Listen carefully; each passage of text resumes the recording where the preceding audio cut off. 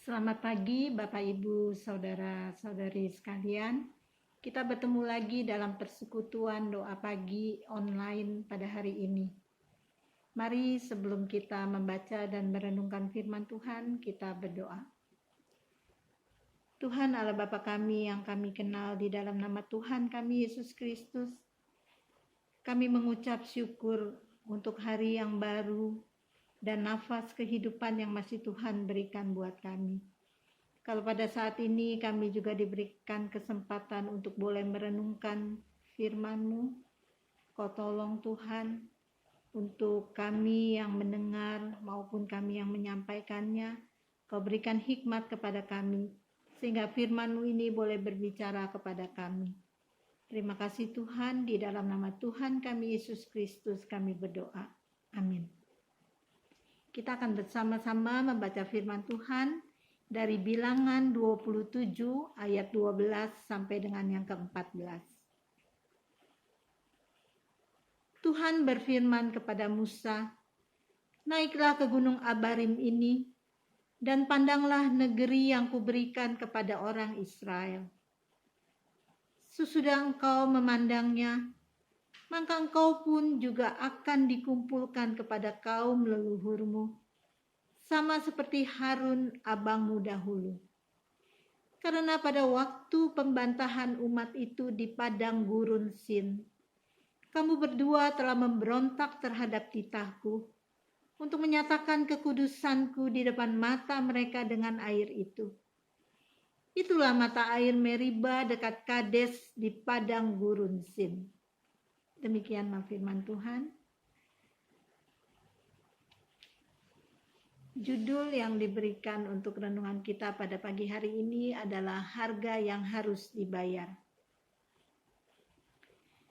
Ketika kita melakukan suatu perbuatan, kita kadang lupa setiap apa yang kita lakukan dapat berakibat baik ataupun buruk akibatnya, baik untuk diri kita sendiri maupun untuk orang lain.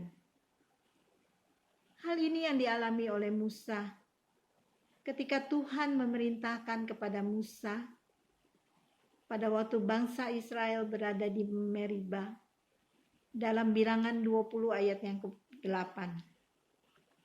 Kita akan baca bersama-sama ya. "Ambillah tongkatmu itu dan engkau dan Harun kakakmu harus menyuruh umat itu berkumpul. Katakanlah di depan mata mereka kepada bukit batu itu, supaya diberi airnya. Demikianlah engkau mengeluarkan air dari bukit batu itu bagi mereka dan memberi minum umat itu serta ternaknya." Tuhan memerintahkan kepada Musa untuk mengatakan di depan umat Israel untuk memerintahkan bukit batu untuk memberi airnya. Tetapi apa yang dilakukan oleh Musa? Kita lihat dalam Bilangan 20 ayat 10 dan 11. Ketika Musa dan Harun telah mengumpulkan jemaah itu di depan bukit batu itu, berkatalah ia kepada mereka, "Dengarlah kepadaku, hai orang-orang durhaka. Apakah kami harus mengeluarkan air bagimu dari bukit batu ini?" Sesudah itu Musa mengangkat tangannya, lalu memukul bukit batu itu dengan tongkatnya 2 kali. Maka keluarlah banyak air sehingga umat itu dan ternak mereka dapat minum. Musa melakukan seperti yang kita baca tadi, bukan seperti yang Tuhan perintahkan, tetapi dia melakukan itu menurut kehendaknya sendiri. Lalu setelah Musa melakukan perbuatan itu, apakah Allah membiarkannya? Ternyata tidak. Walaupun Musa sangat dikasihi dan orang pilihan Tuhan untuk membawa bangsa Israel keluar dari tanah Mesir, dia tetap mendapat hukuman. Kita akan melihatnya dalam Bilangan 20 ayat 12. Tetapi Tuhan berfirman kepada Musa dan Harun, "Karena kamu tidak percaya kepadaku dan tidak menghormati kekudusanku di depan mata orang Israel, itulah sebabnya kamu tidak akan membawa jemaah ini masuk ke negeri yang akan kuberikan kepada mereka." Jadi Musa mendapat hukuman, dia tidak akan masuk ke dalam negeri perjanjian. Hukuman biasanya diberikan dengan tujuan untuk mendidik seseorang agar sadar akan kesalahannya, supaya orang dapat hidup benar. Hukuman juga bermaksud mendisiplinkan dengan didikan yang disertai dengan sanksi. Kita lihat di sini sangat ironis hukuman yang diterima oleh Musa. Dia sudah memimpin bangsa Israel keluar dari tanah Mesir, dan juga mereka menjelajah padang belantara. Tetapi apa yang diterima oleh Musa? Hanya satu kesalahan yang dia lakukan. Allah tidak memperbolehkan Musa masuk ke negeri perjanjian, walaupun Allah begitu mengasihinya.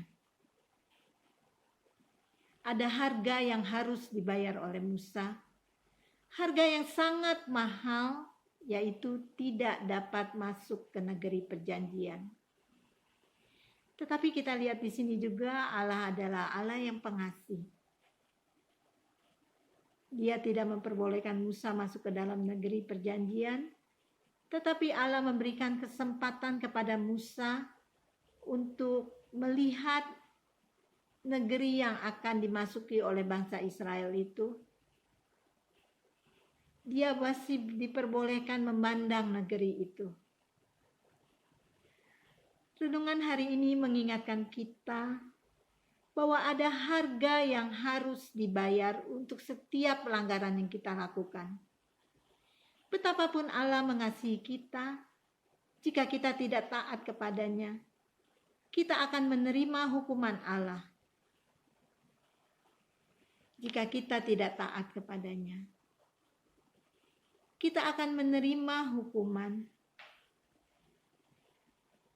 Maka dari itu, kita jangan pernah memandang remeh atas kemurahan Allah. Mungkin kita berpikir, saya melakukan kesalahan, kejahatan, atau apapun itu. Kita kan tahu Tuhan itu adalah Maha Pengasih, sabar, dan Maha Pengampun. Kita pikir, kita gak apa-apa deh melakukan kesalahan ini, melakukan kesalahan itu. Toh nanti Tuhan akan mengampuni kita. Memang Tuhan akan mengampuni kesalahan kita.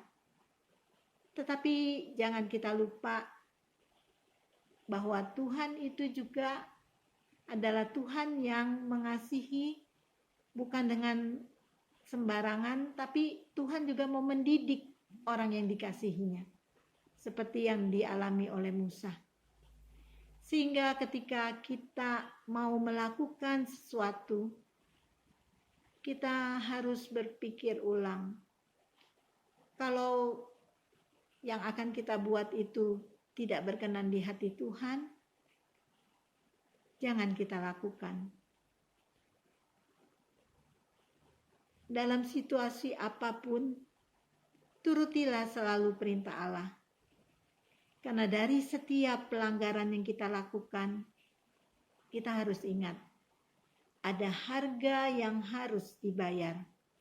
Amin.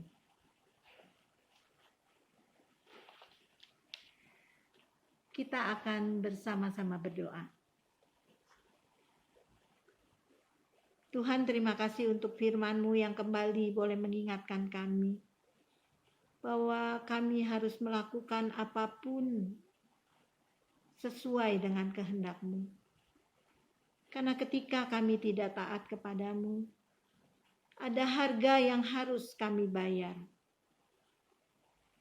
Bapa, pada saat ini kami juga mau berdoa di masa pandemi ini, Tuhan. Berapa banyak anak-anak-Mu yang menderita sakit, baik itu oleh karena pandemi ataupun sakit yang lainnya. Tuhan tolong jamah dan sembuhkan. Kau tolong juga setiap para dokter dan para perawat yang merawat pasien. Kau tolong berikan hikmat kepada mereka. Apa yang harus mereka lakukan? Kami juga mau berdoa untuk Pak Jokowi sebagai pemimpin bangsa Indonesia ini. Kau berikan hikmat kepada dia, Tuhan, untuk Pak Jokowi bisa melakukan apa yang memang harus dia lakukan yang sesuai dengan kehendak-Mu. Tuhan, kami juga mau berdoa untuk setiap anak-anak Tuhan. Kami sebagai anak-anak-Mu boleh juga untuk ikut serta di dalam melakukan apa yang harus kami lakukan di dalam membantu orang-orang yang membutuhkan bantuan. Pada saat ini kami juga mau berdoa untuk orang-orang yang kehilangan pekerjaan. Biarlah Tuhan tolong untuk mereka bisa menemukan pekerjaan kembali. Dan juga mereka bisa sungguh-sungguh Tuhan berikan hikmat apa yang harus mereka lakukan. Pada akhirnya Tuhan, kami mau menyerahkan seluruh permohonan doa kami ini hanya di dalam nama Tuhan kami Yesus Kristus, yang di dalamnya kami sudah berdoa dan mengucap syukur. Amin.